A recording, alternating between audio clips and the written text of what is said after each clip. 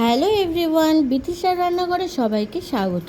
আজ যে রেসিপিটি আপনাদের সাথে শেয়ার করব সেটি হলো কচুরমুখী দিয়ে ইলিশ মাছের ঝোল।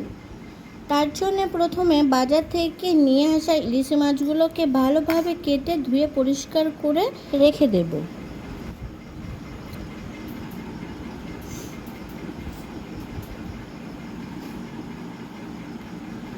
এবার পরিষ্কার করে রাখা ইলিশ মাছগুলোতে ভালোভাবে লবণ হলুদ মাখিয়ে নেব। কড়াইতে সর্ষের তেল গরম করতে দেব।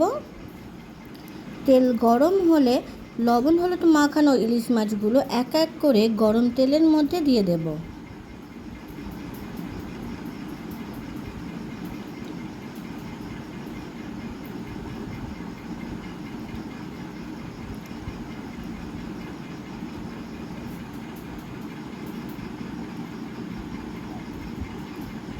মাছগুলো খুব বেশি ভাজবো না,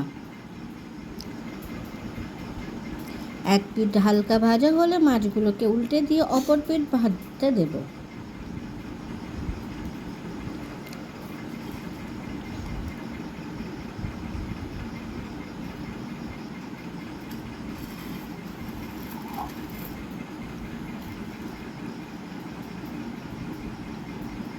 দুই পিঠ ভাজা হলে এক এক করে মাছগুলোকে তুলে নেব।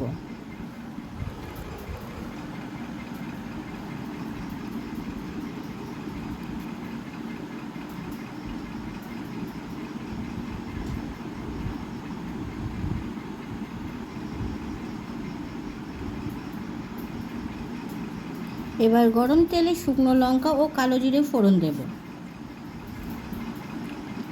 ফোড়ন ভাজা হলে দিয়ে দেব পেঁয়াজ কুচি, কয়েকটা চেরা কাঁচা লঙ্কা। পেঁয়াজ কাঁচা লঙ্কা ভাজা হলে দিয়ে দেব কেটে ধুয়ে পরিষ্কার করে রাখা কচুরমুখী কিছু সময় ভাজবো।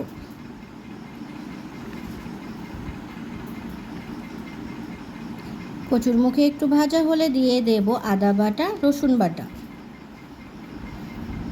কিছু সময় কষে নেব।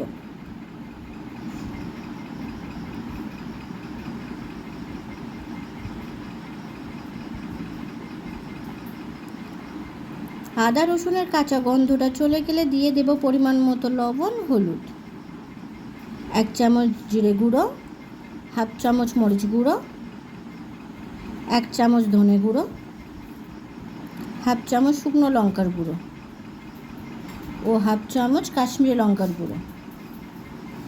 সব মশলা ভালোভাবে কচুরমুখীর সাথে মিশিয়ে নেব।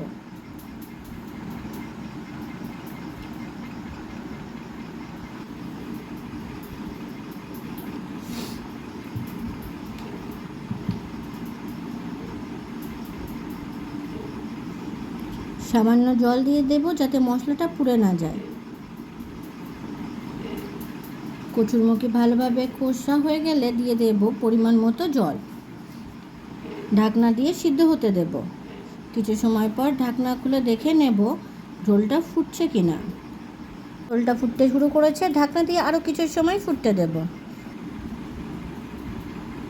কিছু সময় পরে ঢাকা খুলে ভেজে রাখা ইলিশ মাছ দিয়ে দেব।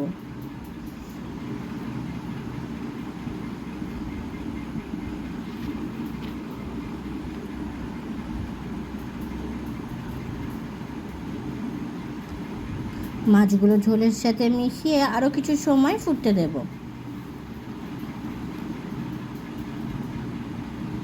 কিছু সময় ফুটলেই তৈরি আমাদের কচুরমুখী দিয়ে ইলিশ মাছের ঝোল।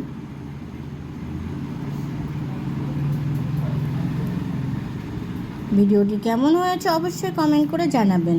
আর ভিডিওটি যদি আপনাদের ভালো লেগে থাকে তাহলে চ্যানেলটিকে সাবস্ক্রাইব করে পাশে থাকবেন।